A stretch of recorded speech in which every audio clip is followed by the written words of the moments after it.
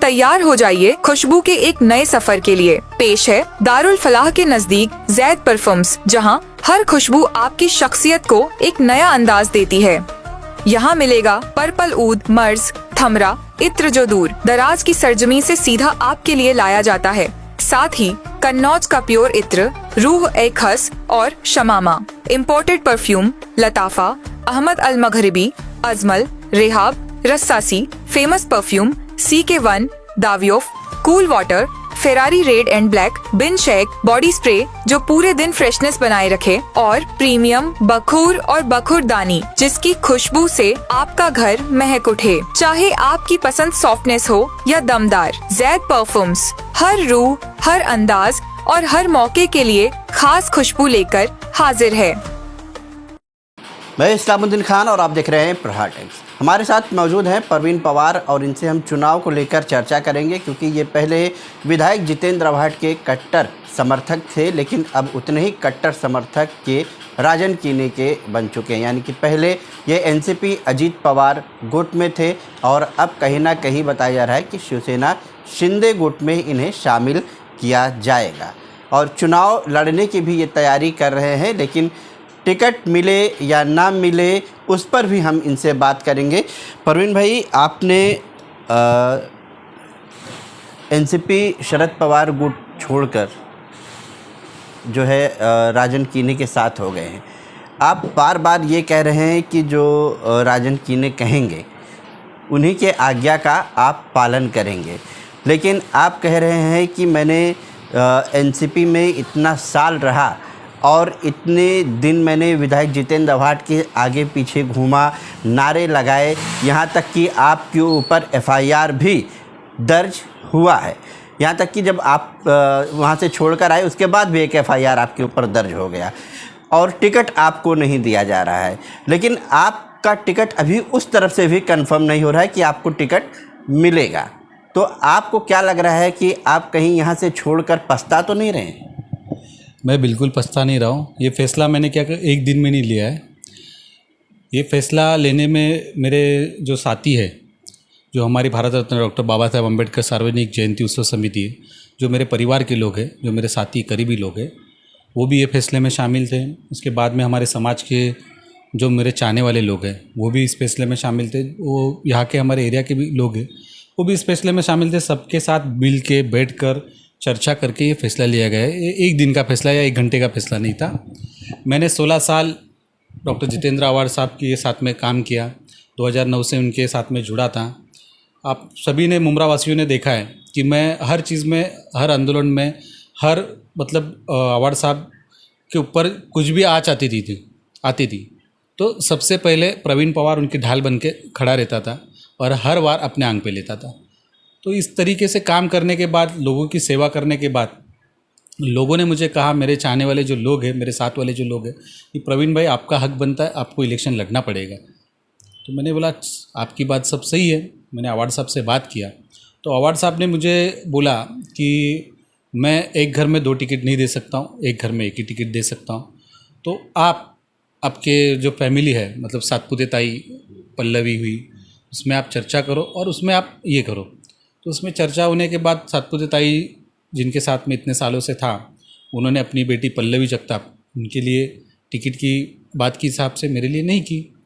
तो उस चीज़ के बाद भी मेरी और आव्हाड साहब की मुलाकातें हुई और मेरी चर्चाएं उनसे हुई। तो मेरा यही कहना था कि जब आव्हाड साहब बोलते हैं कि टिकट के लिए तुम अपने घर में ये करो, तो हर आंदोलन के वक्त क्यों नहीं कहा कि पहले अपने घर में बात करो कि आप आंदोलन के लिए आगे आने वाले हो या वो आने वाले।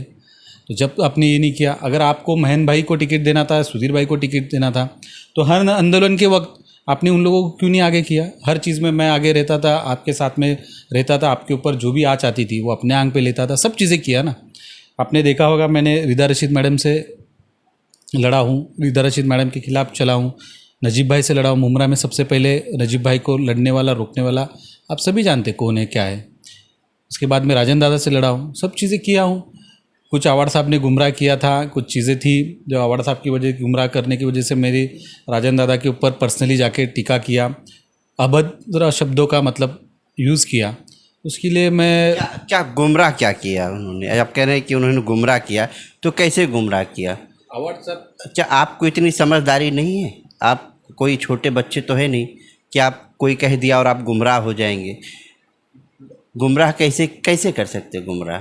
मैं बताता हूँ वही चीज़ आपको कि जब राजन दादा और उनकी परिवार मोरेश्वर की ने वगैरह इन्होंने जब पार्टी छोड़ी थी तब आवाड़ साहब वाकई में टेंशन में थे। उन्होंने सभी कार्यकर्ताओं को बुलाया और उन्होंने सभी कार्यकर्ताओं की मीटिंग लेने के बाद ही उन्होंने कहा था कि राजन किने को मैंने अपनी पार्टी इधर लेके 2017 में टिकट दिया और मैंने उनको चुन के लाया। ये वगैरह चीज़ें थी, वो बहुत ही नाराज़ हो गए थे और आवाड़ साहब परेशान हो गए थे। तो उस चीज़ में हमने आंदोलन किया, उसमें पार्टी के सभी लोग थे। तो वो गुमराह करने का मतलब ये है कि उन्होंने कुछ क्या नशा विशा करा के वो सब उसको मैं गुमराह नहीं कहूँगा, वो सब चीज़ें नहीं थी। उसमें गुमराह करना ये था कि मतलब उन्होंने ही हमको ये किया कि मैंने एक आदमी को अपने पार्टी में लेके इतना उनको प्रभाग समिति पद दिया, उनको 3 टिकट दिया, सब दिया, वो मुझे छोड़ के गया। वो सब चीज़ें हुई और उनके बोलने पे ही वो आंदोलन हुआ था। तो उसमें क्या ऐसा कोई तय नहीं हुआ था कि ऐसे नारे लगाना ये, और कैसा सब कार्यकर्ता एकजुट हुए थे, उसमें ये हो गई। और मैं वो मेरी गलती मानता हूँ क्योंकि राजनीति में होकर एक राजनीति इलेक्शन और राजनीति अपनी जगह होती है और एक शहर में एक गांव में रहने के बाद हमारी जो भाईचारे की जो मिसाल है उमरा की, वो जो एक दूसरे को भाईचारे के से रहना, वो कहीं से मेरे तरफ से मतलब उसका खंडन हो गया और मैंने अभद्र शब्द यूज़ किया। उसके बारे में मैंने राजन दादा से माफ़ी भी मांगा और राजन दादा ने भी बड़ा दिल रख के मुझे माफ़ भी किया, उनके परिवार ने भी मुझे माफ़ किया। तो वही चीज़ मेरे से हुई थी, वो मैं आज के बाद मेरी राजनीति मंच पे से आप ये भी कह रहे थे कि मुझसे गलती हो गई, मेरी तो असली बहन रीदा रशीद है। नहीं, मैंने ऐसा कभी कहा नहीं कि मेरे से गलती हो गई और मेरी असली बहन रीदा रशीद है। मैं आज भी आपके चैनल के माध्यम से कहता हूँ कि सातपुते ताई को मैं माँ के जैसा मानता था, आज भी मानता हूँ, कल भी मानता रहूँगा। पल्ले भी मेरी बहन थी, आज भी है और आगे भी रहेगी। कैसा है, मैं अपनी तरफ से रिश्ता कभी ख़त्म नहीं करूँगा। अगर रिश्ता निभाना होता है तो दोनों तरफ से निभाना होता है। कोई अकेला एक आदमी रिश्ता निभा नहीं सकता। मैं अपनी तरफ से रिश्ता ख़त्म नहीं करूँगा। राजनीति वो उनकी करे, मैं अपनी करूँगा। उनको रिश्ता रखना है या नहीं रखना वो उनके ऊपर है। अच्छा, आपके ऊपर आपने संग्राम जगताप के खिलाफ जो है एक प्रोटेस्ट किया था, उस प्रोटेस्ट को लेकर भी आपके ऊपर FIR दर्ज हुई। जब आपने ये प्रोटेस्ट किया था तो उस वक्त जो है आप NCP में थे, लेकिन जिस दिन आपने राजन दादा का साथ लिया उसके दूसरे दिन आपके ऊपर FIR हुआ। आप और नीलेश भाई आए थे, राजन दादा और मैं, जो हमारे मुमरा की यंग ब्रिगेड है, वो मैदान के लिए भूख हड़ताल पे बैठे थे। उस भूख हड़ताल में समर्थन देने के लिए मैं भी गया था हमारी संगठन की ओर से, और राजन दादा भी वहाँ पे आए थे। तो आप और नीलेश भाई ने इंटरव्यू लिया था। वो इंटरव्यू मेरे हिसाब से 9 या 9:30 या 10 के बीच में, 9 और 10 के बीच का इंटरव्यू था। 12 घंटे पूरे नहीं होते तो सुबह 9:30-10 बजे पुलिस मेरे घर पे आई। 4-5 पुलिस वाले थे, घर पे आए, बोले आपके ऊपर FIR दर्ज है, आपने ऐसा आंदोलन किया था, आप आए नहीं, हम कॉल कर रहे हैं आपको। ये बल्कि मुझे कोई कॉल नहीं आया था। एक दिन पहले मुझे गोपनीय डिपार्टमेंट का कॉल आया था, पर उसके बारे में, केस के बारे में कुछ बात। इसमें सिर्फ आपके ही ऊपर FIR हुआ है कि और किसी लोग पे और हुआ है? तो मुझे वो पुलिस वाले बुलाने के लिए आए, तो मैं गया पुलिस स्टेशन में। मैंने बोला आप जाओ, मैं नहा वगैरह करके मैं आता हूँ। मैं गया पुलिस स्टेशन में, तो मैंने देखा कि सिर्फ मेरे पे अकेले पे FIR बनाया जा रहा था। 4 कलम डाल के एक FIR बनाई गई। जो संग्राम जगताप का आंदोलन मैंने 2 महीने पहले किया था, उस संग्राम जगताप के आंदोलन की केस मुझे 2 महीने बाद मेरे पे हुई। तो फिर मैंने वहाँ पे ऑब्जेक्शन उठाया। मैं बोला मेरे साथ में इतने लोग थे, उन पे ऊपर भी बनना चाहिए FIR।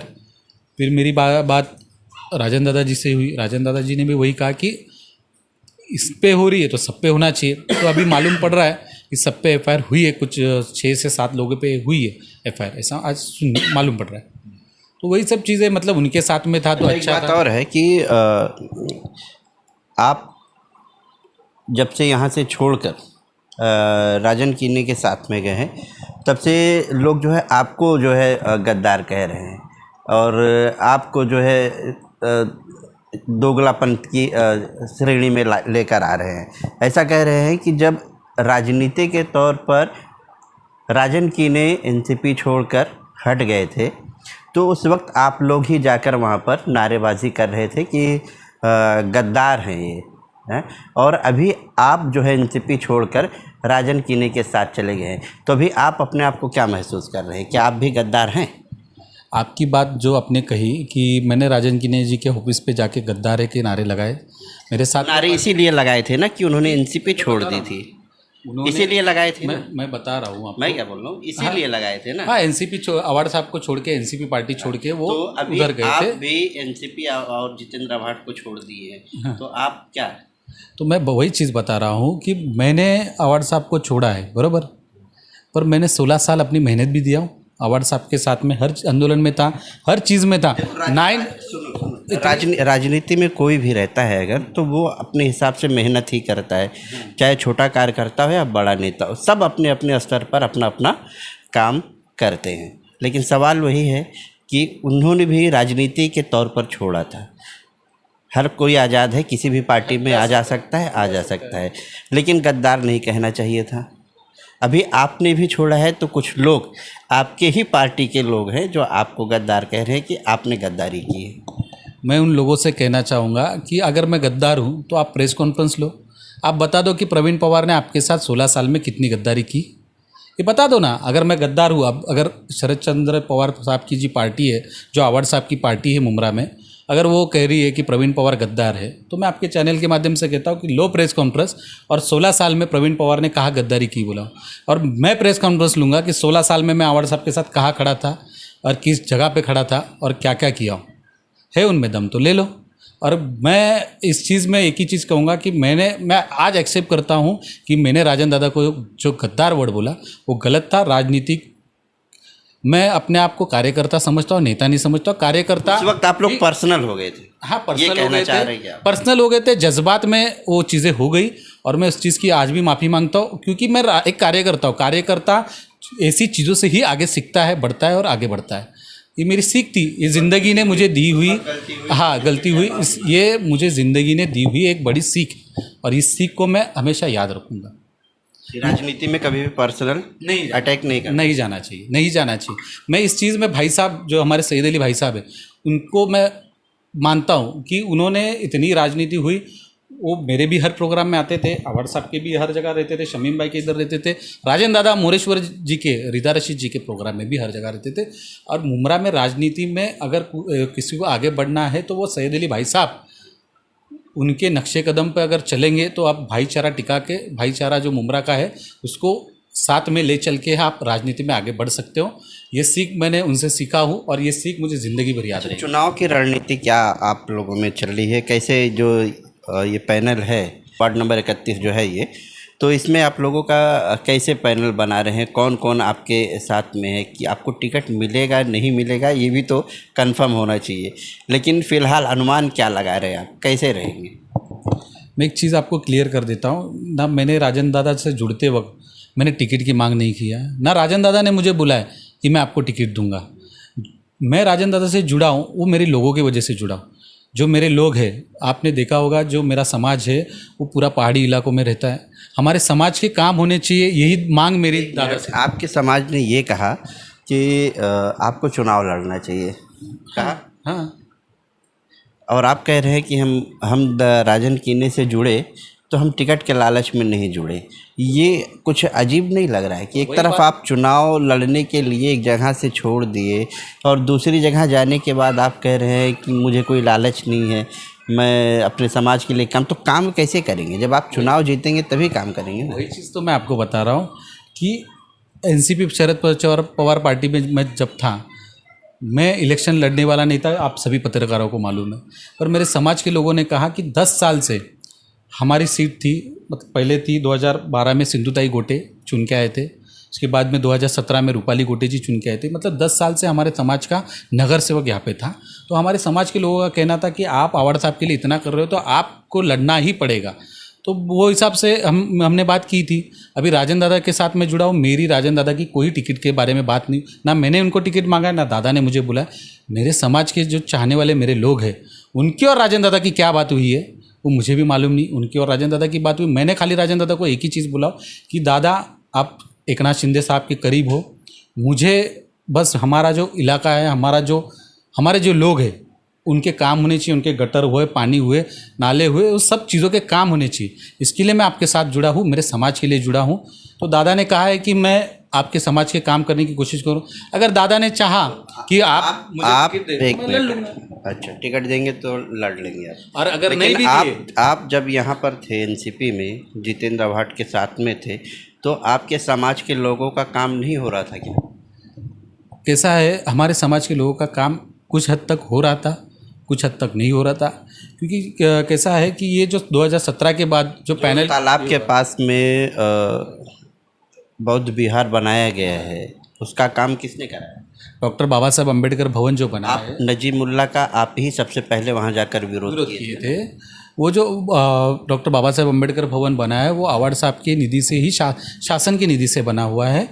तो उसका तो हम ये करते हैं ना, हम किधर मना करते। पर मैं आपको क्या बताना चाहता हूँ, 2017 के बाद जब राजन दादा यहाँ से हट गए तो रूपाली ताई गोटे भी हट गई, मोरेश्वर किन्ने हट गए, 3 नगर सेवक हट गए, 1 नगर सेवक बचे थे। तो लोगों के काम नहीं हो रहे थे, तो वो हिसाब से हम लोग वहाँ पे हमारे लोगों का काम होना चाहिए। इसके लिए हमने राजन दादा को बुलाया कि हमारे लोगों के काम। वक्त का फ़र्क होता है। एक वही परवीन पवार हैं जो जितेंद्र आव्हाड के साथ में रहते हुए उनके काम गिनाते हुए थकते नहीं थे, और अभी कोई काम नज़र नहीं आ रहा है। मैंने ऐसा बोला नहीं कि कोई काम नज़र नहीं आ रहा है।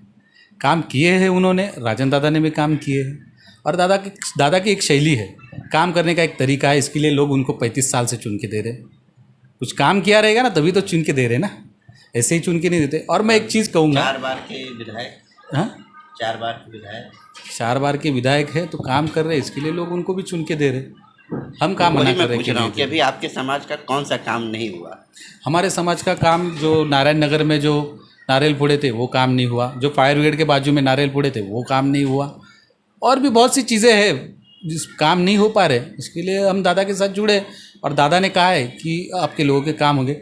और मैं एक चीज़ आपसे पहले क्लियर करना चाहता हूँ कि बहुत से नेता, बहुत से कार्यकर्ता जब पार्टी छोड़ के जाते तो ये बोलते हैं कि हमको हमारे इधर काम नहीं हो रहा था, ये नहीं होता। मैंने सबसे पहले स्टेटमेंट दिया था कि मैंने इतने 16 साल काम किया, जब मेरा हक मांगा तो मेरा हक मुझे मिला नहीं। और हम बाबा साहब अम्बेडकर जी के अनुयायी है, जहाँ हम संघर्ष करने कम नहीं पड़ते। पर बाबा साहब अम्बेडकर जी ने कहा है कि अन्याय करणाऱ्यापेक्षा अन्याय सहन करणारा मोठा गुन्हेगार असतो। मतलब अन्याय सहना नहीं। तो जिस पार्टी में हम पे अन्याय हो रहा था वो पार्टी छोड़ के हम इधर आ गए, वही मसला है। और मैंने पहली बार कहा था कि मुझे टिकट नहीं मिला, इसके लिए मैं पार्टी छोड़ रहा हूँ। बाकी के लोग देखो स्टेटमेंट बदलते रहते हैं कि ये नहीं हुआ, वो नहीं हुआ, इसके लिए पार्टी। मैं तो पहले दिन से बोलता हूँ कि मैंने मेरा हक टिकट मांगा, मुझे नहीं मिला, इसके लिए मैंने उनको छोड़ दिया, पार्टी छोड़ दी। अगर वहाँ से नहीं मिला, वहाँ से भी नहीं मिलेगा तो मेरे समाज के लोग डिसाइड करेंगे। अगर मेरे समाज के लोग बोले कि आपको अपक्ष लड़ना है, मुझे चाहने वाले लोग बोले कि आपको अपक्ष लड़ना है तो मैं लड़ लूँगा, कोई वजह मसला नहीं, अपक्ष में भी लड़ लेंगे। तो आपने सुना कि ये परवीन पवार जो चुनाव लड़ने की तैयारी में है। हालांकि इनकी नाराज़गी विधायक जितेंद्र आव्हाड एनसीपी से थी, और इनका कहना है कि इनके मुताबिक काम नहीं हो रहा था और ये नाराज़ होकर राजन किन्ने के पास चले गए। हालांकि टिकट की डिमांड इनकी है, लेकिन इन्होंने अभी तक राजन किन्ने से इस डिमांड को कहा नहीं है। इनके कुछ लोग हैं जिन्होंने बातचीत की है, अगर इनको टिकट राजन किन्ने की तरफ से मिलता है तो वहाँ से भी चुनाव लड़ सकते हैं, वरना इनका कहना है कि ये आज़ाद उम्मीदवार के तौर पर भी चुनाव लड़ सकते हैं।